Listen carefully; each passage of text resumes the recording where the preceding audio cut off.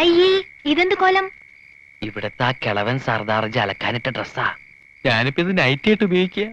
അല്ല എന്താ കാണണോന്ന് പറഞ്ഞ? അയ്യേ ഷോ ലൗലിട്ടൊന്നും ഞാൻ വാങ്ങിക്കില്ല, എനിക്ക് നാണാവും. ഒറ്റ വീക്ക് വെച്ചിട്ട് ഞാൻ പിടിക്കടാ. ഇതെന്താ ഇത്? മലയാളം. അക്ഷരം മലയാളോ? മേം പൂജാനോ ദോ സലാം തോ പ്യാർ. പഞ്ചാബിയാ. പഞ്ചാബിലേക്ക് ഒരു സന്ദേശം. അയ്യോ പഞ്ചാബിലേക്ക് ഇപ്പൊ ഒരു ട്രിപ്പ് പോകാനുള്ള ടൈം എനിക്കില്ല. നീ പഞ്ചാബിലേക്ക് ഒരു ട്രിപ്പൊന്നും പോകണ്ട, നിന്റെ ശബ്ദം പഞ്ചാബിലേക്ക് പോയാ മതി. ഓ ശബ്ദമല്ലേ? ശബ്ദമല്ല, ഇത് വായിക്കേ. Yes, Mahindra Singh speaking. ഒരു മഹീന്ദ്ര സിംഗ്. ഇത് വായിക്കാൻ. मैं पूजानु दो सलाम दो प्यार करता है हम एक दूजे बगैर अजी जिंदा नहीं रह सकते ये उससे करवालिया ने पूजा दिया व्या किसे और नल कीता था वो सड़ी मौत ही देख लेंगे. क्या? നീ ആരാ? ഗബ്ബർ സിംഗോ? കക്ക കക്കാന്ന് വിളിക്കാൻ. ആരാ ഈ മഹീന്ദ്ര സിംഗ്? പൂജയെ കെട്ടാൻ പോകുന്ന ആളാ. ആഹാ, ഞാൻ എന്താ അയാളോട് പറഞ്ഞത്? ഞാൻ പൂജയുടെ കാമുകനാണ്. ഓഹോ. ഞങ്ങൾ തമ്മിൽ 2 വർഷമായി സ്നേഹത്തിലാണ്. നിങ്ങളുമായിട്ടുള്ള പൂജയുടെ കല്യാണം നടത്താൻ ശ്രമിച്ചാൽ എന്റെയും പൂജയുടെ മൃതശരീരം ആ കല്യാണ പന്തൽ കാണുന്നു. അയ്യോ ഇങ്ങനെയൊക്കെ പറഞ്ഞ് കല്യാണം മുടങ്ങില്ലേ? മുടങ്ങും. നീയാ പൂജയുടെ കല്യാണം മുടക്കിയത്. ഞാനോ? നീ തന്നെ. അയ്യോ ഇതെന്ത് മഹാപാപം. ഇനി ഇങ്ങനെയൊക്കെ പാടുള്ളൂ. ഇനി നിനക്ക് നാവുണ്ട്, നീ വീട്ടിൽ ആരെങ്കിലും അറിഞ്ഞാ പിന്നെ നിന്റെ കാര്യം പോക്കാം.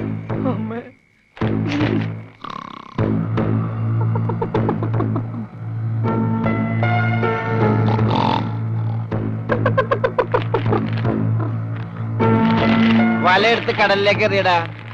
എടാ നീട്ടി എറിയടാ. തലയിലിട്ട് ഞോണ്ടാതടി.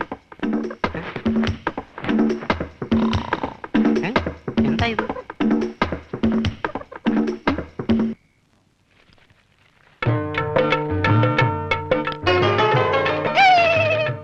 सोनारे ये छोटा कागज है मेरा पास कोरा कागज है. എന്താ പറ്റി? പട്ടിന്നല്ല, പറ്റി. ഈ പഞ്ചാബി പ്രേമക്കത്ത് മലയാളത്തിൽ നീ ആരെ കൊണ്ടാ എഴുതിച്ചത്? ഇനി ഇതിന്റെ അർത്ഥം കൂടെ പറഞ്ഞു താ, എന്നാലേ മറുപടി തരാൻ പറ്റൂ. അത് സാരമില്ല, അവ ഊമയാ, പൊട്ടൻ, ഒന്നും മനസ്സിലാവൂല. ഇല്ലെങ്കിൽ നോക്ക, ഞാൻ ഇപ്പൊ കാണിച്ചു തരാം.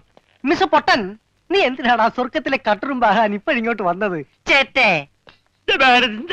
കൂടുതൽ ഇവിടെ നിന്ന് കറങ്ങിയാലുണ്ടല്ലോ ഞാൻ തല പിടിച്ച് ഇതിനകത്തിട്ട് വറുക്കും, പറഞ്ഞേക്കാം. അങ്ങോട്ട് നാണമില്ലാത്ത മേ പൂജാനും ദോ സലാം ദോ പ്യാർ കർത്താ ഹാ. ക്യാ സാലേ ഉള്ളൂ की पट्टी क्या बोलता है?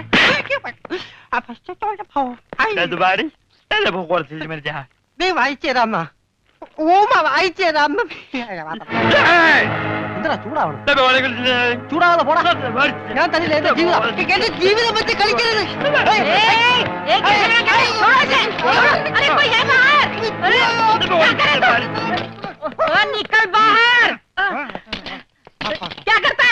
കുറച്ച് കറുത്തുപോയി, കുറച്ച് കറുത്തുപോയി. അവൻ നിന്നെ വല്ലതും ചെയ്താ? വൃത്തികെട്ടവൻ. അതിനിടയ്ക്ക് അതും ചെയ്താ? പഞ്ചാബിയാ.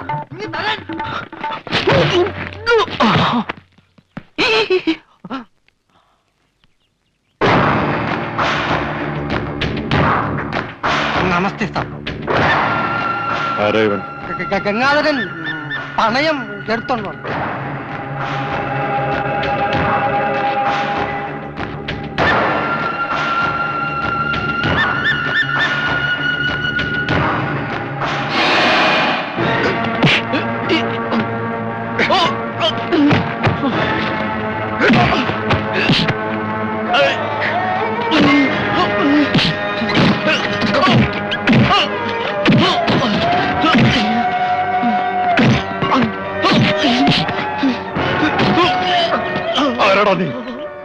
ആര് പറഞ്ഞിട്ടാ നീ ചെയ്തത്?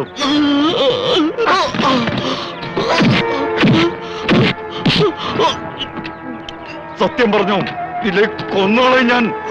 പറയൂ, പറയാൻ പറയണം.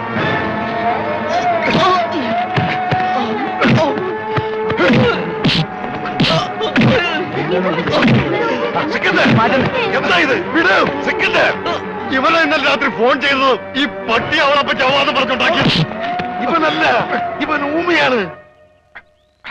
അതെ, നമ്മുടെ പൂജയെ പോലൊരു മിണ്ടാപ്രാണി.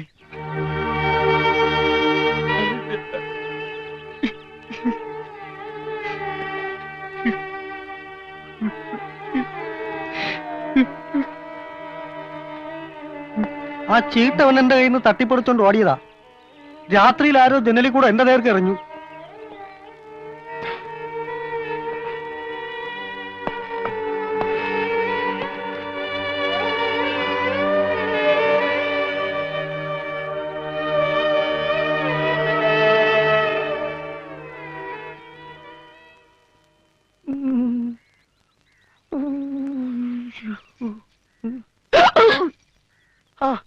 ഹലോ, മറ്റാൾ അവിടെ പോയി? അതൊന്നും സാരമില്ല. എനിക്ക് ഇതുപോലത്തെ നല്ല ഇടികൾ ഇടയ്ക്കിടയ്ക്ക് നാട്ടിൽ കിട്ടാറുള്ളതാ. കുട്ടി പൊക്കോളൂ. ഇനി ഇവിടെ കിടന്ന് ചുറ്റിത്തിരിയണെങ്ങാനും കണ്ടു കഴിഞ്ഞാൽ അതിന് വേറെ തല്ലും കിട്ടും. ഇന്നത് താങ്ങാനുള്ള കപ്പാസിറ്റി എനിക്കില്ല. കുട്ടി പൊക്കോളൂ, പൊക്കോളൂ, പൊക്കോളൂ. അമ്മേ, കുട്ടിയല്ല, ഞാൻ എന്റെ അമ്മയെ വിളിച്ചതാ. എന്റെ അമ്മേ. ഓ, ഇത് കൈയാണോ കാലാണോ?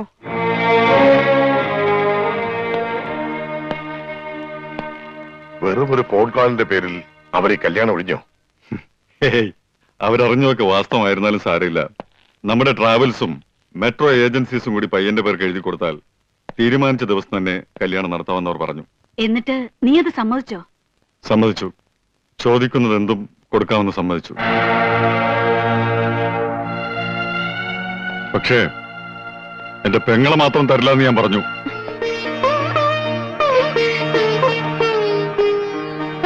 അങ്ങനെ വലിച്ചെറിഞ്ഞ് കളയാൻ മാത്രം ഭാരമൊന്നുമല്ല എനിക്കിവിടെ.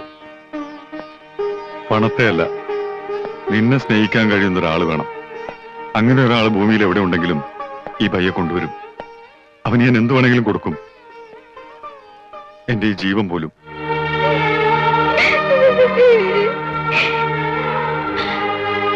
എന്തിനാണ് നീ വിഷമിക്കുന്നത്? ഇത് ഇവൾക്ക് വേണ്ടി ഒരുക്കിയ പന്തലാണെങ്കിൽ നീ ശപഥം ചെയ്തതുപോലെ ഇവളുടെ കല്യാണം ഈ പന്തലിൽ വെച്ച് തന്നെ നടക്കും. നമ്മൾ നടത്തും. എന്നോട് ക്ഷമിക്കണം. എങ്ങനെയൊക്കെ ആവുമെന്ന് ഞാൻ പ്രതീക്ഷിച്ചില്ല. പക്ഷെ ഞാൻ പ്രതീക്ഷിച്ചു. ആദ്യത്തെ ഇടി കിട്ടിയപ്പോ തന്നെ ഏതാണ്ട് ഇങ്ങനെയൊക്കെ തന്നെയാവും ഞാൻ പ്രതീക്ഷിച്ചു. താൻ ഇനി ഇവിടെ നിന്നാ ശരിയാവില്ല. ഇന്ന് രാത്രി തന്നെ ഇവിടെ നിന്ന് പോണം. പോവാനോ? എങ്ങോട്ട്? എങ്ങോട്ട് വേണമെങ്കിലും പോയിക്കോ. കാശ് എന്തെങ്കിലും വേണമെങ്കിൽ തരാം. എന്ത് തരും? 500 മതിയോ? 500? ജാക്കി ചണ്ടിടി പോലത്തെ 10-200 ഇടി കൊണ്ടവന് ഒരു 500 ഉലിവേ സൈക്കിൾ ഒന്നിടിച്ചാൽ ഇതിലും കൂടുതൽ കിട്ടൂലോ. പിന്നെ എത്ര വേണം? ഒരു 7.5 ലക്ഷം രൂപ വേണം. വേഗം എടുത്തിട്ടോ. അയ്യോ, അത് കുറഞ്ഞു പോയല്ലോ. ആണോ? ഒരു 10 തികച്ചു തരാം. ഓക്കെ, ഞാൻ ഉറപ്പിച്ചു. ഏയ്, ഒരുപാട് വാശി കാണിക്കല്ലേ. നീ ഊമയാണെന്ന് പറഞ്ഞിട്ടാ ബയ്യൻ നിന്നെ വെറുതെ വിട്ടത്. ഇനി അങ്ങനെ അല്ലാന്ന് അറിഞ്ഞാലുണ്ടല്ലോ, ജാക്കി ചാൻഡി അല്ല മൈക്ക് ടൈസന്റെ ഇടിയാ നിനക്ക് കിട്ടാൻ പോകുന്നത്. അതുകൊണ്ടാ പറഞ്ഞത് വേഗം സ്ഥലം കളിയാക്കാൻ. നാളെ നേരം വെളുക്കുമ്പോ നിന്നെ ഇവിടെ കണ്ടുപോകരുത്.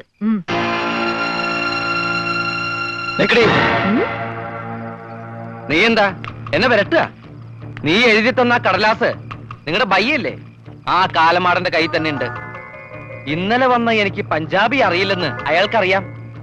ആ പെങ്കൊച്ചിന്റെ കല്യാണം മുടക്കാൻ അവളെന്റെ കാമുകിയൊന്നല്ലോ. എടാ, ചൂടാവാതടി.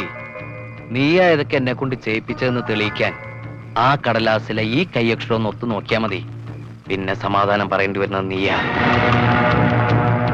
നിന്റെ കല്യാണം നടത്താതെ അവളുടെ കല്യാണം നടത്താൻ ശ്രമിച്ചതിലുള്ള അസൂയ കൊണ്ടാ നീ എന്നെ കൊണ്ട് ഇതൊക്കെ ചെയ്യിപ്പിച്ചതെന്ന് ഞാൻ തെളിയിക്കും.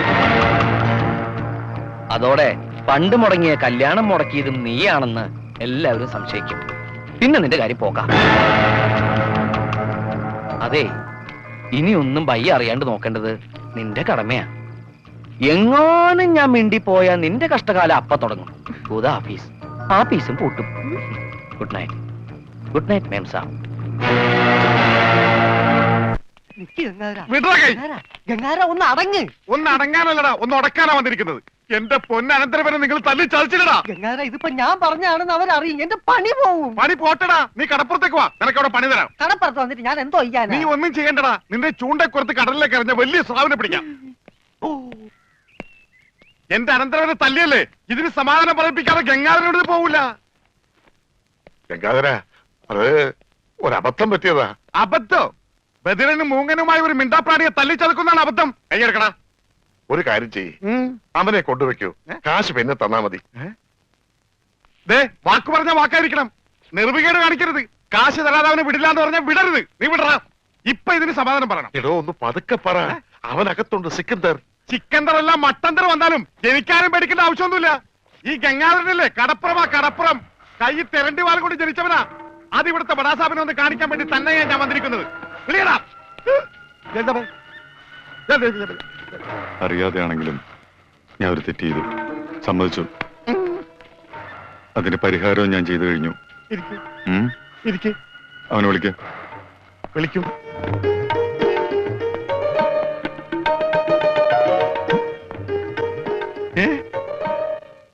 അവന് ഞാൻ ജോലി കൊടുത്തു. 5,000 സാലറി. ഇതാ പോരെ?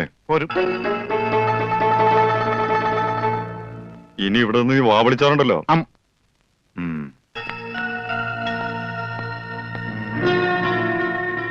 ഈ 5,000 എന്ന് പറഞ്ഞ എത്രയാ? 5000. കൊടുക്കോ?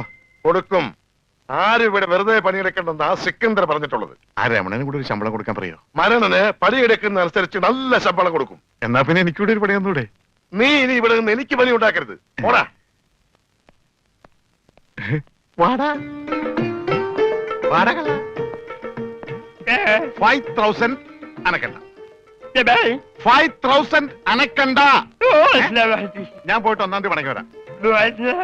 ഞാൻ പോയിട്ട് 1-ാം തീയതി മടങ്ങി വരാം.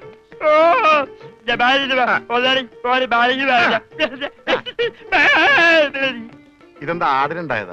ഒന്നുമില്ല, ഞാൻ പോട്ടെ.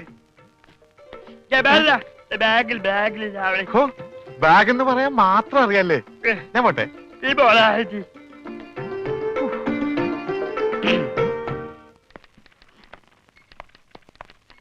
Good morning madam. മോർണിംഗ്.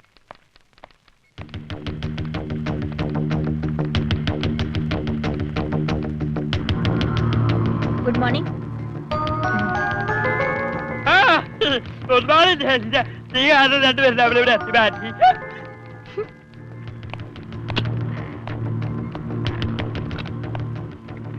ഭയ്യ,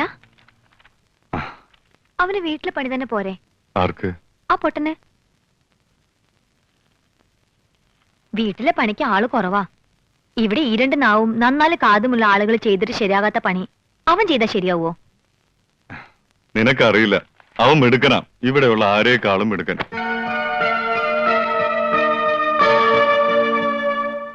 പിന്നെ ഇവിടെയുള്ള കാര്യങ്ങളില് നീ ഇടപെടണ്ട.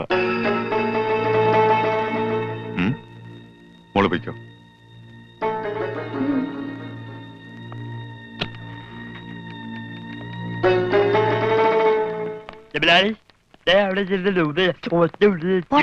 നീ പൊടി. എന്താ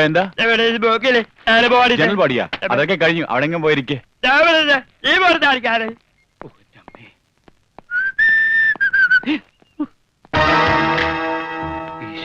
ഇയാളെന്താ ഇവിടെ?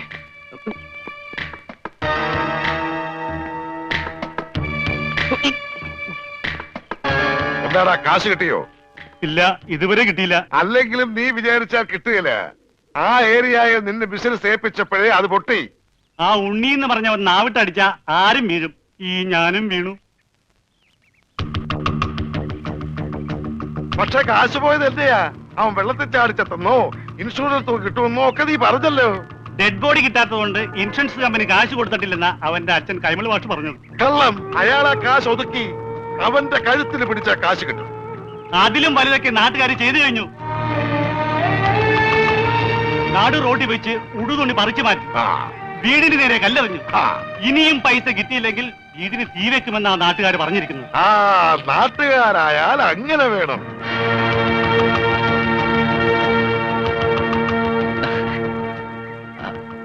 ആരാത്? ദൈവമേ, ഈ ചെക്കന്റെ ബോഡി കിട്ടുന്നവരെ മനസ്സിന് സ്വസ്ഥതയില്ല. അതെ, ഞാൻ മണിന്ദർ സിംഗിന്റെ മകളാ, കരിഷ്മ. ഇപ്പൊ ഒരാളുടെ കാര്യം പറഞ്ഞില്ലേ, ഒരു ഉണ്ണി. എന്താ? എനിക്ക് അവനെ കുറിച്ച് എല്ലാം അറിയണം. അവൻ ജീവിച്ചിരുന്നപ്പോഴേ ഒരു മുങ്ങൽ വിദഗ്ധനായിരുന്നു. മരിച്ചു കഴിഞ്ഞ ആ ഡെഡ് ബോഡിയെങ്കിലും കിട്ടിയിരുന്നെങ്കിൽ ഞങ്ങൾ കുറെ പേര് രക്ഷപ്പെട്ടേന്. അതെങ്ങനെയാ? അവന്റെ ബോഡി അതും മുങ്ങി. അവന്റെ ഫോട്ടോ എന്തെങ്കിലും കിട്ടാൻ മാർഗമുണ്ടോ? എവിടെയെങ്കിലും ഡെഡ് ബോഡി കണ്ടാൽ അപ്പൊ ഒത്തു നോക്കാൻ വേണ്ടി കൂടെ കൊണ്ട് നടക്കുക.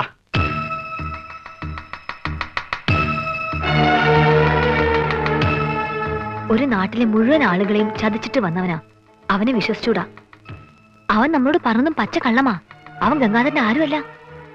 അവന്റെ അച്ഛനൊരു സ്കൂൾ മാഷാ. ആ മനുഷ്യനെ പോലും ഇവൻ വെറുതെ വിട്ടിട്ടില്ല.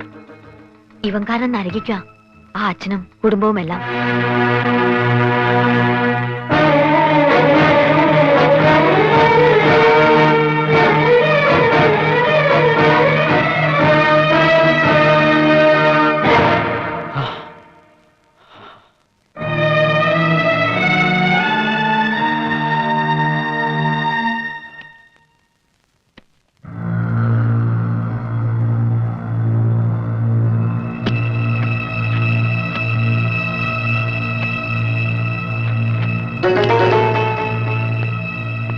എടോ, നമുക്ക് ഈ പണം 5 മണിക്ക് മുമ്പ് റാവുത്തറിഞ്ഞിന്റെ കയ്യിലെത്തിക്കണം.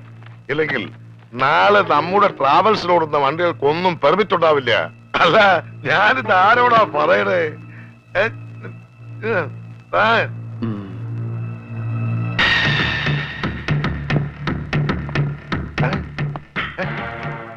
ഞാനും പഠിച്ചു.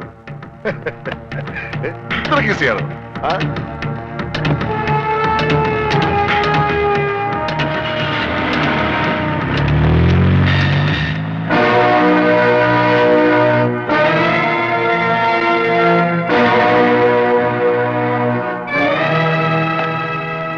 എന്താ ഭയ്യ? ചാച്ചാജി ഇതുവരെ എത്തിയില്ല.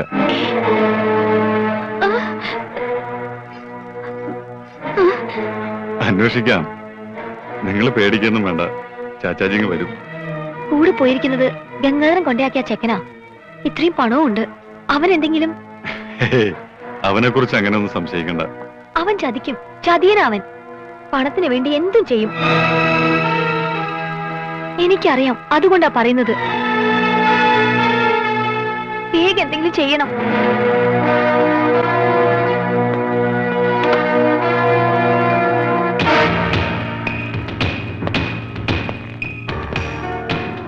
അവൻ ഇവിടെ വന്നിട്ട് എത്ര നാളായി? 2-3 മാസമായി കാണും.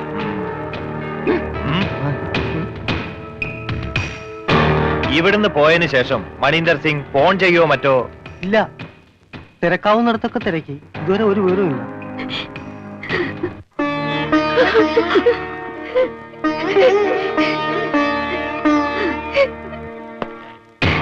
സാർ, സ്റ്റേഷനിൽ നിന്നോ? Hello, speaking. അവനെ കിട്ടി. എത്ര ചോദിച്ചിട്ടും അവനൊന്നും പറഞ്ഞിട്ടില്ല.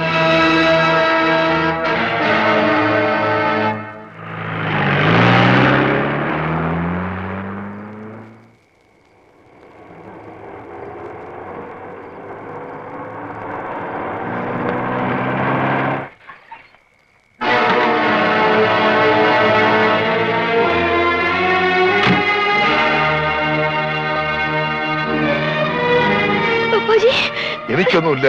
മോളിങ്ങനെ വിഷമിക്കാതെ. ചാച്ചാജി എന്താ ഉണ്ടായെന്ന് പറയും. ഒന്നുമില്ലടാ. ഒരു ചെറിയ ആക്സിഡന്റ് ഉണ്ടായി.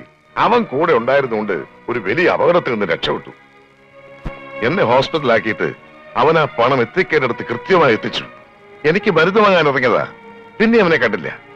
അല്ല, അവൻ കൊണ്ട് വന്നില്ലേ? എന്താ എന്താ ആരും ഒന്നും മിണ്ടാത്തത്?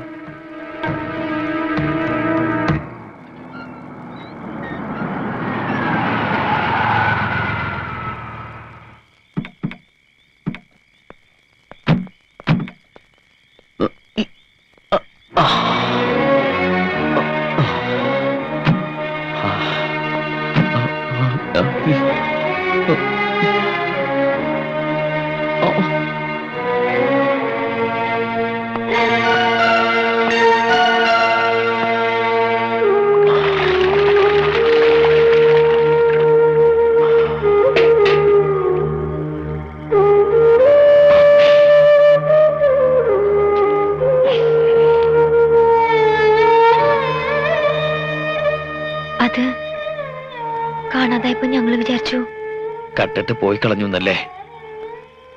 കൈമൾ മാഷിന്റെ മോൻ എല്ലാം പഠിച്ചു, കക്ക മാത്രം പഠിച്ചില്ല. ഒരാളെയും ചതിക്കാനും അറിയില്ല. അറിയാമായിരുന്നെങ്കിൽ എനിക്ക് ഗതി വരില്ലായിരുന്നു.